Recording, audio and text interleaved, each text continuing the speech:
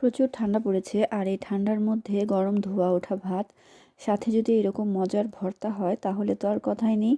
তো এই জন্য আমি আজকে সিম আলু ভর্তা করে নিলাম। তো আসসালামু আলাইকুম, কেমন আছেন সবাই? আশা করছি সবাই ভালো আছেন, আমরা আল্লাহর রহমতে ভালো আছি। আর ভর্তা মাখানো দেখলে আমার মতো কার কার মুখে পানি চলে আসে জানাবেন। তো চলেন দেখা যাক আমি এই ভর্তাটা আজকে কীভাবে তৈরি করেছি সেটা আপনার সাথে একটু শেয়ার করি। আর ভর্তা তো সবাই বানাতে পারেন, কিন্তু তারপরে দেখা যাক কিছু কিছু মানুষের হাতের ভর্তা কিন্তু একটু বেশি ভালো হয় খেতে। তো ভর্তা বানানোর জন্য এখানে আমি সিম নিয়েছি, আর সিমগুলো একটু বাড়তি সিম নিতে হবে। আর এটা আমি আমার গাছের সিম নিয়েছি। আর এখানে হচ্ছে কয়েকটা আলু নিয়েছি। এবার আমি এগুলোকে খুব সুন্দর করে ধুয়ে পরিষ্কার করে নিয়েছি। আর অবশ্যই সিমগুলো যখন আপনারা পরিষ্কার করবেন তখন ভিতরটা ভালো করে চেক করে দেখে নেবেন। এবার আমি একটি হাঁড়িতে অল্প পরিমাণে পানি দিয়ে এর মধ্যে সিম আর আলুটা দিয়ে দিব সেদ্ধ করার জন্য। এবার দিব হচ্ছে অল্প পরিমাণে লবণ। এবার আমি ঢাকনা দিয়ে ঢেকে এটাকে 10 মিনিটের মতো সেদ্ধ করে নিব।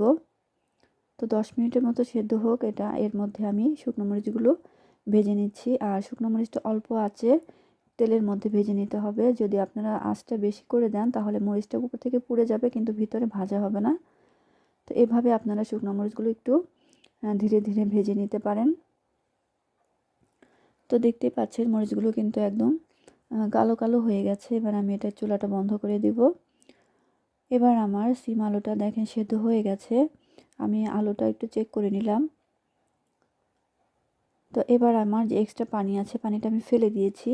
ফেলে দিয়ে আমি এটাকে খুব ভালোভাবে শুকিয়ে নিব। আর আপনারা চেষ্টা করবেন এটাকে এভাবে শুকিয়ে নেওয়ার জন্য, কারণ এর ভিতরে পানি থাকলে কিন্তু আপনার ভর্তাটা মানে একদম নরম হয়ে যাবে, দেখতে ভালো লাগবে না আর খেতেও ভালো লাগবে না। এবার আমি এখানে শুকনো মরিচের মধ্যে একটু লবণ দিয়ে আগে শুকনো মরিচটা কচলে নিব। আর আপনারা কিন্তু অনেকে কী করেন, পেঁয়াজের সঙ্গে মরিচটা একসঙ্গে কচলে নিতে যান, তখন দেখা যায় মরিচটা কিন্তু খুব ভালোভাবে ম্যাশ হয় না। তো আপনারা চেষ্টা করবেন আগে মরিচটাকে এভাবে ম্যাশ করে নেওয়ার জন্য। এরপর আমি এখানে কেটে রাখা পেঁয়াজটা দিয়ে দিলাম। আর পেঁয়াজ আর মরিচটা এবার আমি ভালোভাবে কিছু সময় নিয়ে মেখে নিব একটু নরম করে। আপনারা চেষ্টা করবেন এটাকে একটু নরম করে মেখে নেওয়ার জন্য। আর এরকম ভর্তা দেখলে কিন্তু সবারই মুখে পানি চলে আসে। আর এরকম ভর্তা থাকলে সেদিন দেখা যায় ভাতটাও বেশি খাওয়া হয়ে যায়। তো এবার আমি আলুগুলোকে আগে ম্যাশ করে নিব, কারণ সিমের সঙ্গে আলুটা ম্যাশ করতে গেলে দেখা যাবে আপনার আলুটা শক্ত থেকে যাবে। তো আমি আলুটাকে খুব ভালোভাবে ম্যাশ করে নিয়েছি। এবার আমি এর মধ্যে সিমগুলো দিয়ে দিব। আর আপনারা কিন্তু এরকম বাড়তি সিমটা দিয়ে ভর্তা করার চেষ্টা করবেন, তাহলে কিন্তু খেতে ভালো লাগে, আমার কাছে ভালো লাগে। কারণ সিমগুলো থেকে অনেকগুলো বিচি হয়, এগুলো খেতে কিন্তু এক্সট্রা অনেক অনেক ভালো হয়।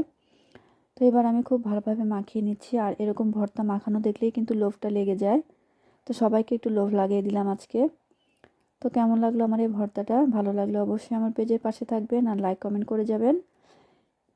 এরপর আমি এখানে দিয়ে দিব হচ্ছে খাঁটি সরিষার তেল। তো সরিষার তেলটা হচ্ছে ভর্তার আসল মজা বাড়িয়ে দেয়। তো ভর্তাটা কিন্তু তৈরি হয়ে গেছে। তো আজ এ পর্যন্তই। ভালো থাকবেন সবাই। আল্লাহ হাফেজ।